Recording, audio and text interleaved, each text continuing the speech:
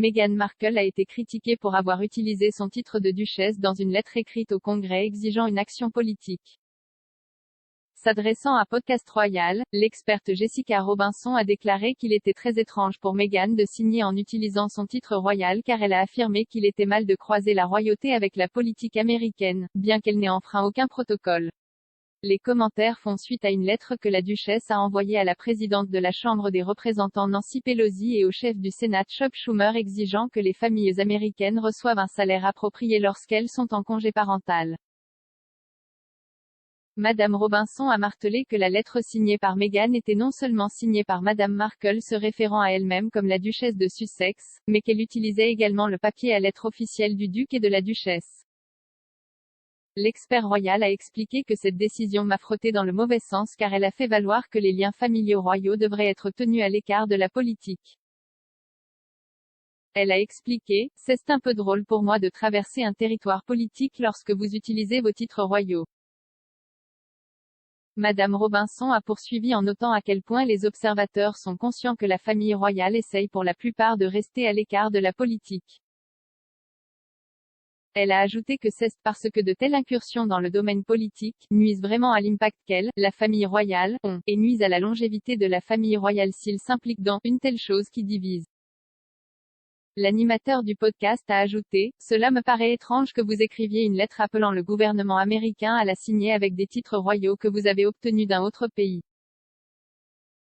Madame Robinson a poursuivi en suggérant que si Meghan avait plutôt signé la lettre en tant que « maman », cela aurait été plus significatif et aurait un impact plus important venant d'une position personnelle.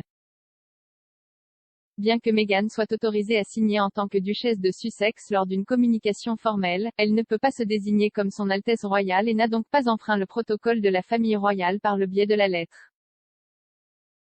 Mais malgré cela, la décision de la duchesse de Sussex a poussé le républicain Jason Smith à accuser Meghan d'ingérence dans la politique américaine. Le républicain enragé a ensuite demandé pourquoi la famille royale ne la dépouille pas simplement, elle et Harry, officiellement de leur titre alors qu'il expliquait pourquoi il était mal pour un membre de la famille royale d'entrer en politique de cette manière.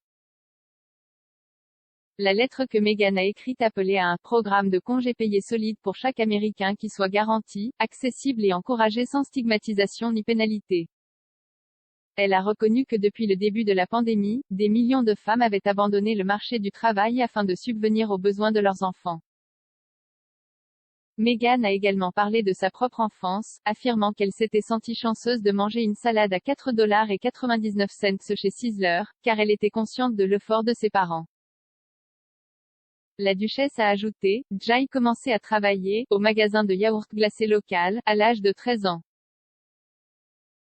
Jai travaillait toute ma vie et Jai économisait quand et où je le pouvais, mais même cela était un luxe, car il s'agissait généralement de joindre les deux bouts et d'avoir de quoi payer mon loyer et mettre de l'essence dans ma voiture.